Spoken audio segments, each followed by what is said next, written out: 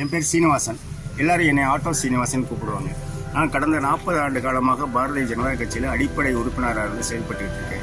எனக்கு பாரதிய ஜனதா கட்சியின் ஈடுபாடு வந்ததுக்கு காரணம் என்னென்னா, அந்த ஒரு கட்சி எந்த ஒரு அடிப்படை தொண்டனாக இருந்தாலும் அவனை அரவணைச்சு அவனுக்கு கொஞ்சம் நல்ல ஒரு பதவியை கொடுக்கக்கூடிய ஒரு கட்சி.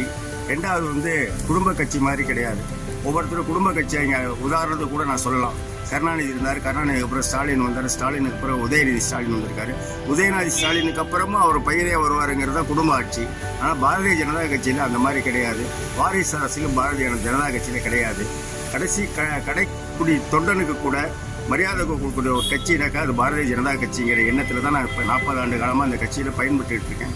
இதையும் எதிர்பார்க்காம கட்சிக்கு வேலை செய்யக்கூடிய ஒரே தொண்டர்கள் இருக்கக்கூடிய ஒரே கட்சி பாரதிய ஜனதா கட்சி தான்.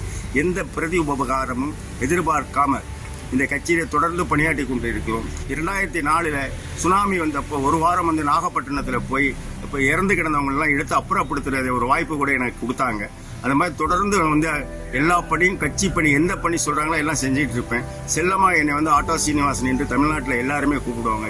தற்சமயம் எனக்கு பிரதமரை பார்க்கறதுக்கு ஒரு வாய்ப்பு கிடைச்சதுனாக்கா எனக்கு ஒரு பெரிய சந்தோஷம். என் வாழ்க்கையில் ஒரு ஆட்டோ டிரைவராக இருந்துக்கிட்டு ஒரு பாரத பிரதமர் உலக நாடு தலைவர்களே அவரை பார்க்கறதுக்கு கைகட்டி நின்று இருக்க சூழ்நிலையில சாதாரணமாக ஒரு அடிப்படை தொண்டனான ஆட்டோ டிரைவராக என்னை பார்த்து வணக்கம் சொன்னது என் வாழ்க்கையில் மறக்க முடியாத ஒரு சந்தர்ப்பமாக நான் நினைக்கிறேன்.